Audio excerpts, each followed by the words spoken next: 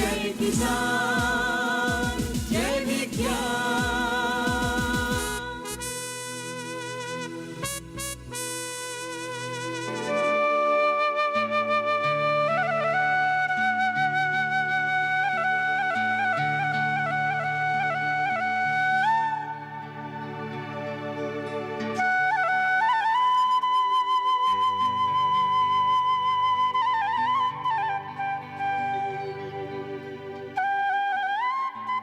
बढ़ती हुई वैश्विक जनसंख्या और लगातार कम होती खेती योग्य जमीनों की जोत ने आम आदमी को तो सोचने के लिए मजबूर ही कर दिया है।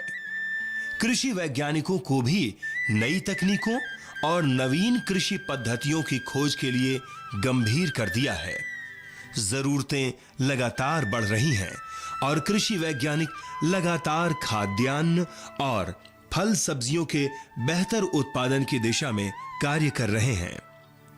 खेती के लिए जमीनों का आकार कम हुआ है। उसका एक बड़ा कारण है व्यवसायीकरण और शहरीकरण के चलते नई इमारतें और लगातार बनते नए घर। नए घरों के बनने से लोगों को छत तो मुहैया हो रही है, लेकिन ताजा फल सब्जियों की उपज और पूर्ति जरूरत के मुताबिक नहीं हो पा रही है। इन समस्याओं से निजात पाने के लिए कृषि वैज्ञानिकों ने एक नई तकनीक को खोजा है, जिसे हम हाइड्रोपोनिक्स या बगैर मिट्टी की खेती के नाम से जानते हैं।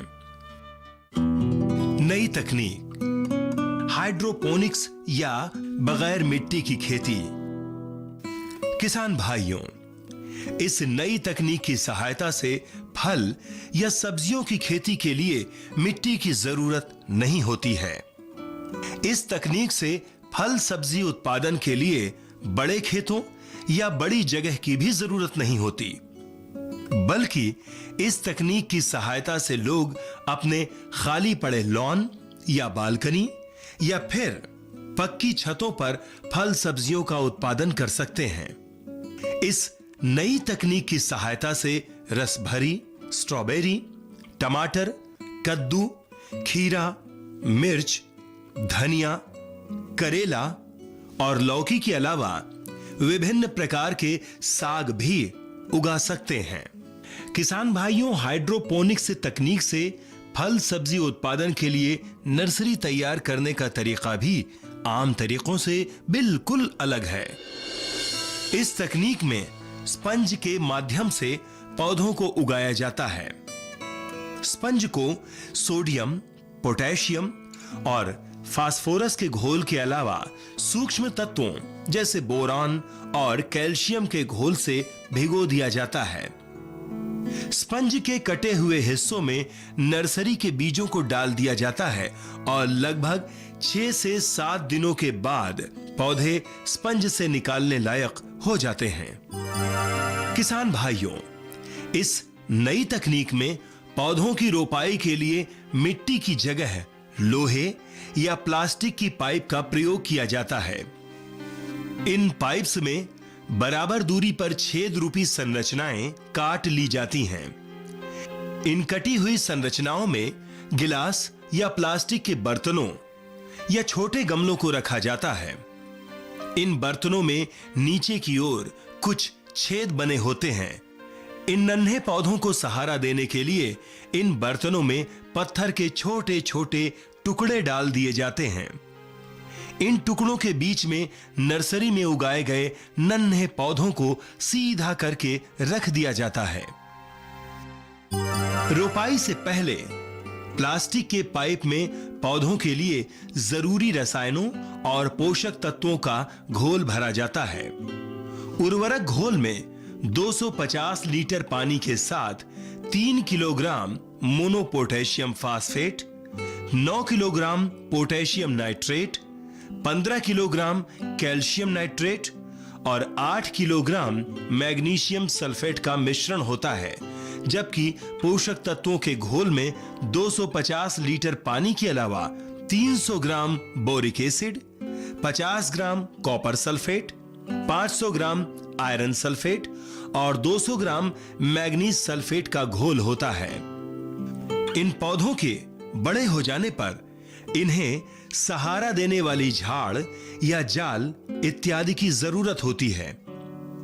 आइए और अधिक जानकारी लेते हैं वरिष्ठ वैज्ञानिक डॉक्टर आनंद अखिला से, जो सिंगापुर से इस आधुनिक तकनीक का अध्ययन करके आपके सामने लाए हैं।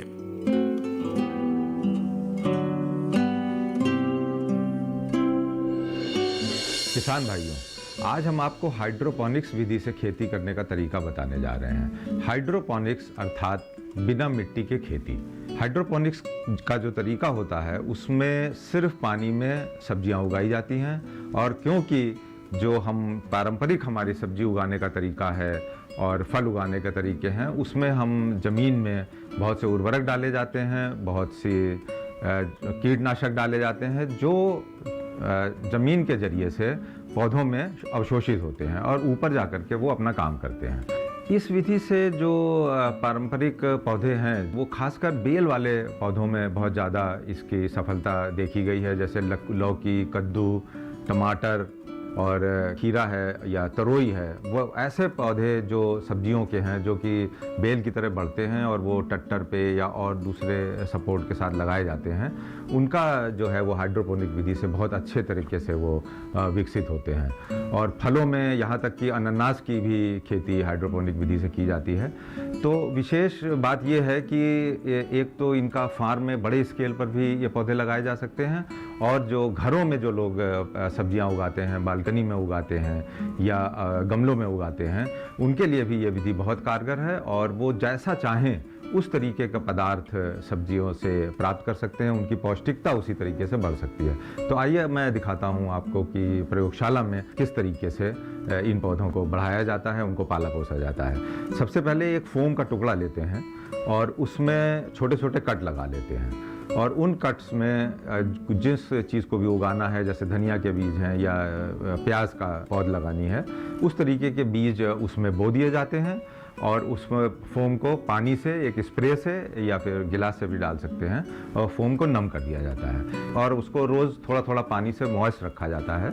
इस तरह से इसको नमी देने के बाद छोड़ दिया जाता है, और जैसा भी हमने जो भी चीज़ लगाई है उनकी एक जर्मिनेशन का टाइम होता है, मतलब पौधे अंकुर फूटने का समय होता है। कुछ अंकुर 7 दिन में निकलते हैं, 15 दिन में, 1 महीने तक। और जब अंकुर फूट जाते हैं उसके बाद जब लगभग करीब 1 इंच का पौधा हो जाती है, यानी कि पौध निकल आती है, तो उनको धीरे धीरे से आप कैंची से छोटे छोटे टुकड़ों में उन पौधों को अलग कर लेते हैं। जब ये पौध निकल जाती है तो इनकी जड़ें जैसे मिट्टी में फैलती हैं, उसी तरह से वो फोम में फैल जाती हैं। फिर हम एक गमला लेते हैं, और ये गमले विशेष तरह के होते हैं। जो हमारे आमतौर से जो गमले होते हैं वो सब तरफ से बंद होते हैं, ये जालीदार गमले हैं। तो अब इसमें हम जैसा भी आपकी पौध है, जिस तरीके का भी आपने साग सब्जी है या फल है या पौधा है जो लिया है, उस तरह से इनमें लगा देते हैं एक सपोर्ट के साथ। फिर इसमें हम एक वो न्यूट्राइंट सोल्यूशन बनाते हैं, मतलब वो घोल बनाते हैं पौष्टिक पदार्थों का जो हम पौधों को देना चाहते हैं, जैसे कि बोरन है, जिंक है,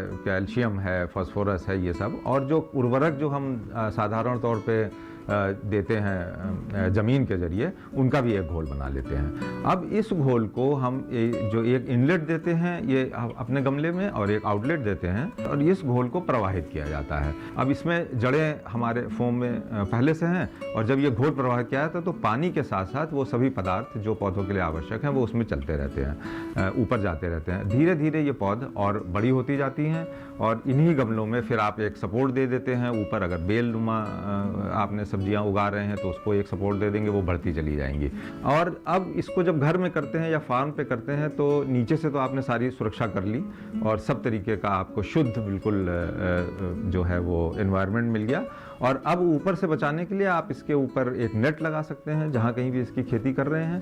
आजकल पॉली हाउस आते हैं, पॉली नेट्स आते हैं, जिससे कि बाहर से भी जो कीड़े पतंगे या चिड़िया आ जाती हैं तो वो नेट लगा लें मच्छरदानी के तरीके का, तो उससे भी आपकी पूरी बचत हो जाती है, कोई पोल्यूशन नहीं मिलता। आप सरसों भी उगा सकते हैं, प्याज उगा सकते हैं, साग और जो बेल वाले फल हैं वो बहुत आसानी से उग जाते हैं। किसान भाइयों, इस नई तकनीक से फल सब्जी उत्पादन के लिए अलग से किसी भी प्रकार के उर्वरक या कीटनाशकों की कोई जरूरत नहीं होती है, इसलिए ये स्वास्थ्य के लिए भी हितकर हैं। इस नई तकनीक से किसान तो बेहतर उत्पादन प्राप्त ही कर सकते हैं, शहरों के लिए भी ये तकनीक फायदेमंद है। भारत में अनेकों तरह की जड़ी बूटियां या औषधियां पाई जाती हैं। इन्हीं औषधियों में से एक औषधि है पीपली। जय किसान जय विज्ञान।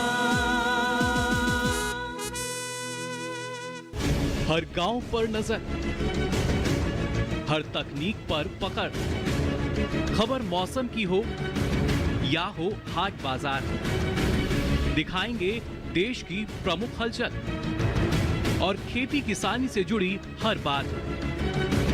देखिए किसान समाचार रोजाना दोपहर 1:30 पर और शाम 7 बजे। जय किसान जय विज्ञान।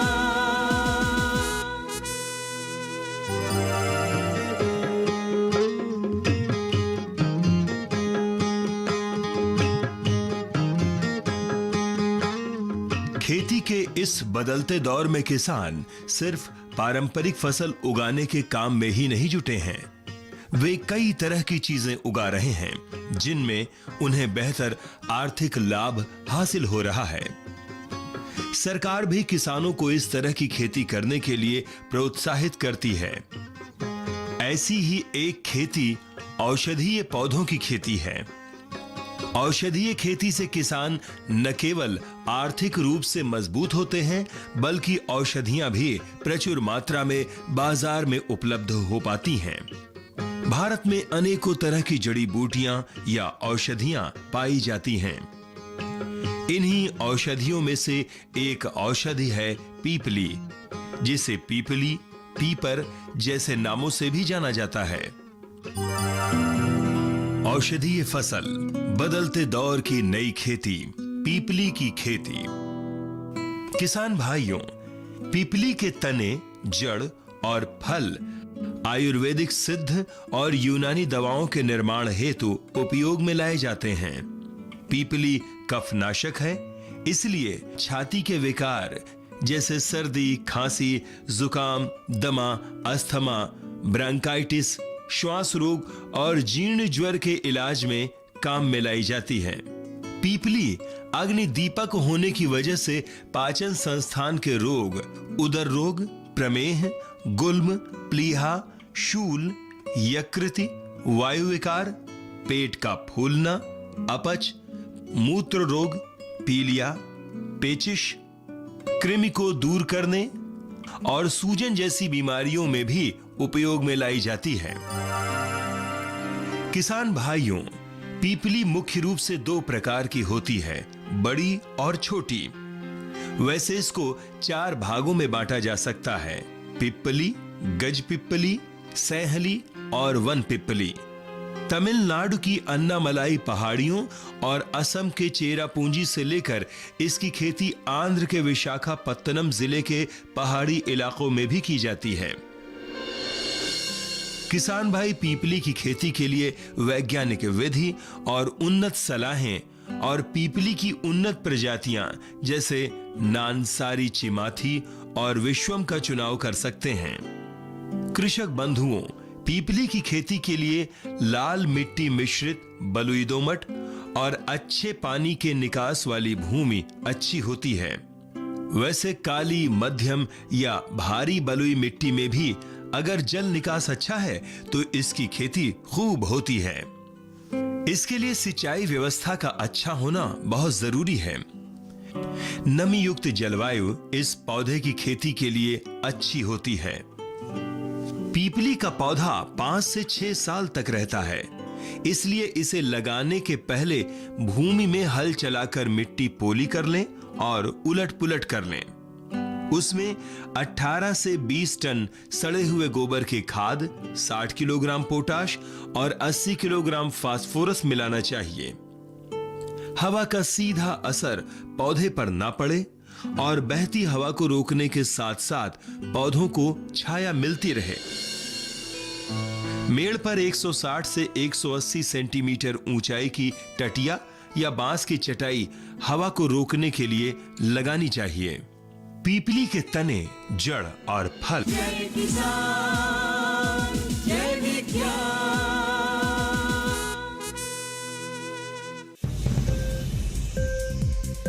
उपज के भाव ताव, आवक का हाल चाल, आयात निर्यात पर पैनी नजर, जानकारों की सटीक सलाह, सिर्फ मंडी खबर में सोमवार से शनिवार सुबह 8:05 पर। जय किसान जय विज्ञान। मेड़ पर 160 से 180 सेंटीमीटर ऊंचाई की टटिया या बांस की चटाई हवा को रोकने के लिए लगानी चाहिए। फरवरी या मार्च के माह में पौधशाला हमेशा छाया में तैयार करनी चाहिए। इन थैलियों में एक दिन बाद पानी मिला देना जरूरी होता है। इस तरह तैयार किए गए पौधे जुलाई माह में खेत में रोपण के लिए तैयार हो जाते हैं। रोपाई के लिए 450 गुणे 150 सेंटीमीटर आकार की क्यारियां तैयार करनी चाहिए। इसमें 60 गुणे 60 सेंटीमीटर अंतराल पर छोटे रिज और फरो नालियां बनानी चाहिए। हर रिज पर 30 सेंटीमीटर अंतर पर हादगा या एरंड के पौधे लगाने चाहिए। इन पौधों की जड़ के पास 15 सेंटीमीटर अंतराल पर 3 से 4 छोटे कलम या जड़ों द्वारा तैयार किए गए पीपली के पौधे लगाने चाहिए। रोपाई के तुरंत बाद, हर दिन और 20 दिन के बाद प्रति सप्ताह एक बार सिंचाई करनी चाहिए और प्रति एकड़ 20 किलोग्राम नाइट्रोजन, 16 किलोग्राम स्फुर और 30 किलोग्राम पोटाश देने से पौधा जल्दी बढ़ता है। रोपाई के 45 से 50 दिन बाद प्रति एकड़ 40 किलोग्राम डाई अमोनियम सल्फेट देना चाहिए। यह पूरी रासायनिक खाद की मात्रा और प्रति वर्ष 8 टन गोबर की खाद हर साल देकर पौधों की जड़ से निकली हुई मिट्टी संवारना जरूरी होता है।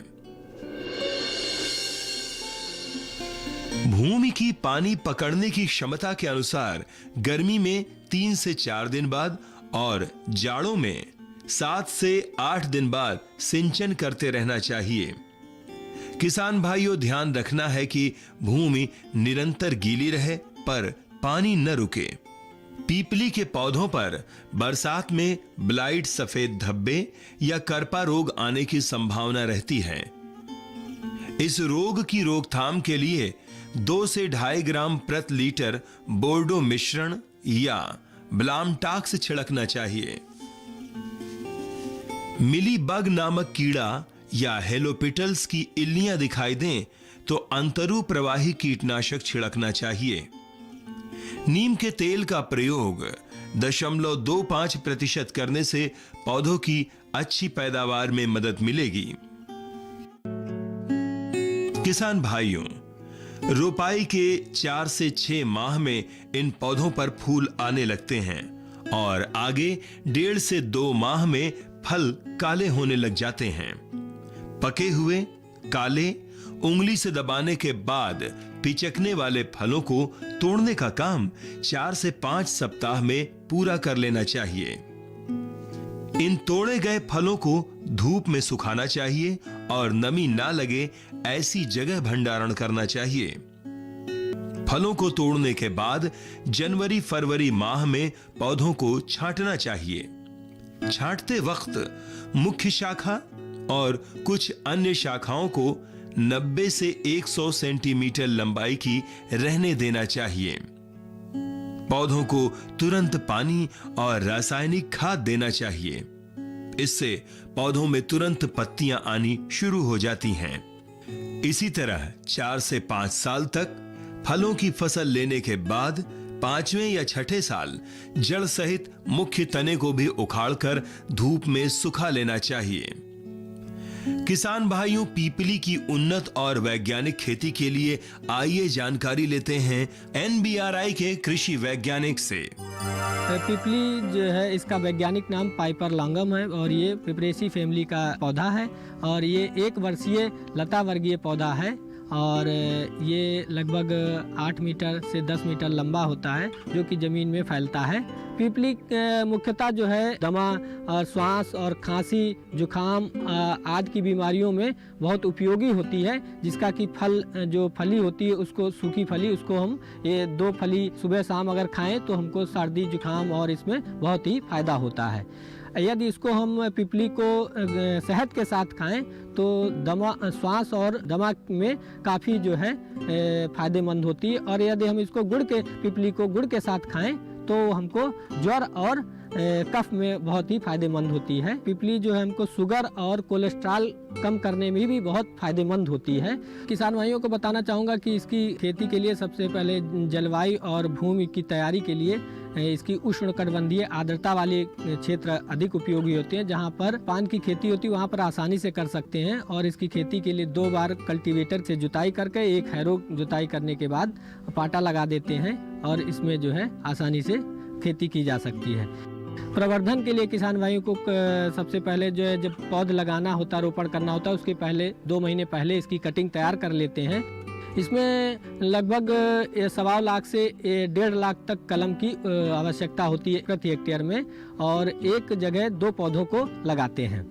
और चूंकि ये लगभग 5 साल तक फसल चलती है, इसलिए किसान भाइयों से कहना चाहूँगा कि बरसात के पहले दूसरे वर्ष बरसात के पहले 20 टन गोबर की खाद अवश्य मिला दें, जिससे कि आपकी फसल अच्छी चलती रहेगी। इसकी उपज जो है लगभग 4 से 6 क्विंटल प्रति हेक्टेयर सूखी फली प्राप्त होती हैं, जो कि कम से कम लगभग 40 से 60 हज़ार रुपये का उत्पादन प्राप्त होता है। इसके बाद जब पिपली की तोड़ाई ख़त्म हो जाती है उसके बाद जो है हम पौधों को ऊपर सारी कटिंग कर देते हैं और जो ये पिपली की कटिंग होती है इसको हम दोबारा जो है पौधे तैयार करने के लिए भी उपयोग करते हैं। 5 साल के बाद पिपली की खुदाई कर लेते हैं और खुदाई में चूंकि जड़ों का भी औषधीय उपयोग होता है तो लगभग हमको पिपली की 1 क्विंटल जड़ जो है 1 हेक्टेयर में प्राप्त हो जाती हैं और इसका भी लगभग हमको किसान भाइयों को 15,000 रुपये प्रति हेक्टेयर के दर से मुनाफा होता है। तो इस प्रकार ये किसान भाई अगर इसकी खेती करेंगे तो पिपली की फसल से 40 से 60 हज़ार रुपये मुनाफा और जड़ से भी जो है 15,000 का मुनाफा हो सकता है। तो इस प्रकार अगर किसान भाई पिपली की खेती अगर करते हैं तो उनको जो है फसल भी प्राप्त होगी और उसके साथ साथ उनको जो कम लागत में अधिक मुनाफा जो है कम क्षेत्र में अधिक से अधिक मुनाफा प्राप्त होगा। आयुर्वेद और हर्बल उद्योग के तेजी से विकसित होने की वजह से औषधीय फसलों की मांग भी काफी बढ़ी है। किसानों को इसकी अच्छी खासी कीमत हासिल हो जाती है। सरकार की ओर से भी औषधीय पौधों की खेती करने पर अनुदान और सहायता का प्रावधान है।